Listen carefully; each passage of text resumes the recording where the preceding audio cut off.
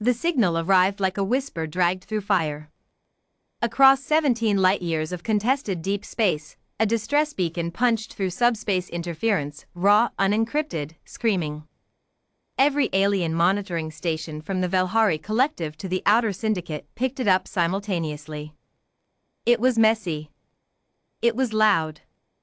It was unmistakably human. Mayday. Mayday. This is Colony Ship Endurance. Coordinates follow. We are under attack. All allied species, please respond. Commander Zyrex Thorn of the Velhari 7th Fleet stared at the readout from the bridge of his command vessel, the Celestine Spiral. His 4 optical nerves flickered with something between pity and dismissal. Humans. The newest, shortest-lived, most biologically fragile species to ever blunder into galactic civilization. They had been granted provisional membership in the Interstellar Compact a mere 60 years ago, practically infants by any civilized reckoning. Ignore it, said his tactical officer, a calm Velhari named Wadaran, whose silver-threaded carapace gleamed under the bridge lights. The humans invited conflict when they established a colony in the Thresh Corridor. This is their consequence. Zyrex was inclined to agree. He turned to his communications officer, a young Velhari named New York Joe Sell. Log the signal. Send standard condolences. We do not intervene in. The second signal hit like a thunderclap. Not from the colony ship. From behind it. A voice, sharp and cold as a comet's edge, filled every open channel in the quadrant. This is Admiral Ethan Cross, commanding the UEF Armada 3rd Division, aboard flagship Relentless.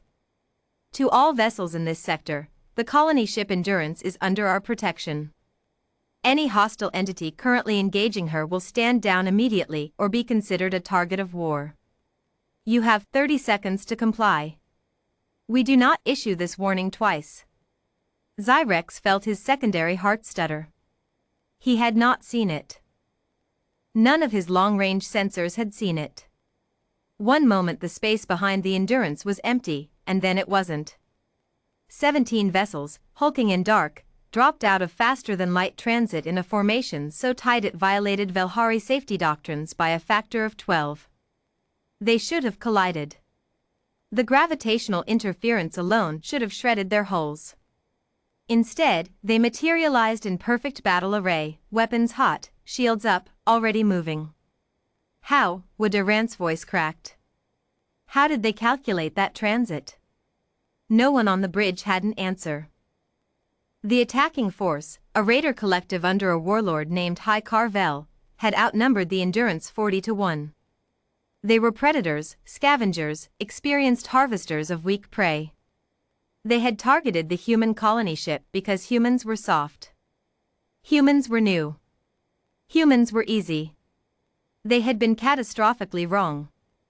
On the bridge of the Relentless, Admiral Ethan Cross watched the tactical display with steady, glacier-calm eyes. He was not a tall man. He was not a dramatic one. He had a coffee mug at his right hand, actual, brewed coffee, in a ceramic mug with a small chip on the rim, and he sipped from it as his fleet executed maneuvers that should have been physically impossible. Shields on the Endurance, he asked. Holding at 62%, Admiral, replied his weapons officer, a sharp-tongued specialist named Devo Marsh. She took a beating before we arrived, but her hull is intact. Good. Cross set the mug down. Lieutenant Yinahan, open a channel to the raider flagship. Yinahan, young and precise, opened the channel without hesitation. Raider Command, Cross said, his voice carrying no theater, no fury, no performance. Just information. You are outnumbered and outgunned. Your vector lines are already being calculated by my tactical AI. In approximately 90 seconds, my fleet will have triangulated firing solutions for every vessel in your formation. I am offering you the chance to leave. That offer expires in, he glanced at the display, 23 seconds. Silence on the channel. Then High Carvel's response crackled through, translated into standard by the ship's AI. The warlord's tone dripped with contempt. You are humans. You are soft bones and short lives. We have eaten colonies larger than your armada. We are not afraid of. Cross cut the channel. Devo, he said calmly. Disable their lead ship. What followed was not a battle in any conventional sense. It was a demonstration. 3 human warships broke formation in a coordinated feint, drawing fire from the raider vanguard. The remaining 14 cut laterally across the raider formation at an angle that should have been suicidal, too much exposure, too many weapon arcs converging on them. Every Velhari tactical model would have calculated those ships as destroyed within seconds. The Velhari tactical models had not accounted for human reaction time. Human pilots in neural link combat harnesses processed threat data and executed counterburns at speeds that left Xyrex's analysts blinking at their readouts. They saw the weapon locks before they resolved. They moved through the kill zones like they had pre-memorized them. One frigate, the Michel, absorbed a direct plasma strike to its starboard engine cluster and kept firing while still maneuvering, its crew rerouting power in real time to compensate. They should have been debris. They were not. Admiral, said New York Joe Sell, her voice fragile with something Xyrex had never heard from her before, their damage tolerance is, the crew of the Michel absorbed a G-force spike of 11.4 during that maneuver. Our pilots would have blacked out. Xyrex said nothing. He watched the human armada systematically, methodically, patiently dismantle High Carvel's force. They didn't destroy. They disabled, stripping weapons, cutting engines, leaving hull structures intact. It was a surgeon's work performed at the speed of lightning. In 4 minutes and 17 seconds, it was over. 40 raider vessels drifted, dead in space. Not one human ship was lost. Cross accepted Xyrex Thorne's hailing request with the same composure he'd maintained throughout. The alien commander's face filled the viewscreen, multi-eyed, carapaced, alien in every anatomical sense, and wearing an expression that Cross had learned to read over years of interspecies diplomacy, recalibration. Admiral Cross, Xyrex said carefully. I speak on behalf of the Velhari 7th Fleet. We observed your engagement. I know, Cross replied. He picked up the coffee mug again. Xyrex's primary eyes tracked to the mug and back. You brought your armada across 17 light-years in response to a single distress call. The transit time, our calculations suggest you were already moving before the signal reached your nearest station. We were, Cross said simply. A pause. You anticipated the attack? We anticipated that someone would eventually decide that a human colony ship moving through contested space looked like easy prey. Cross's voice carried no blame, no anger. Just fact. We have a policy, Commander. When one of ours sends an SOS, every available asset moves. We don't wait for confirmation. We don't wait for Allied authorization. We move. Xyrex processed this.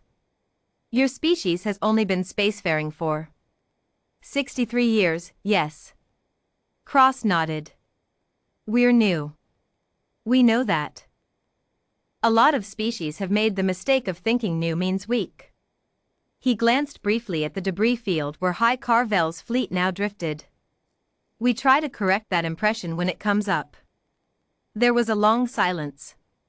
Then Xyrex Thorne, veteran of 4 interstellar conflicts, commander of one of the most decorated fleets in Velhari history, said quietly. I would like to formally request that the Velhari Collective open full alliance negotiations with the United Earth Federation. Cross allowed himself the smallest smile. I'll pass that along to our diplomats. He took a sip of coffee. In the meantime, the Endurance needs an escort to the nearest repair station.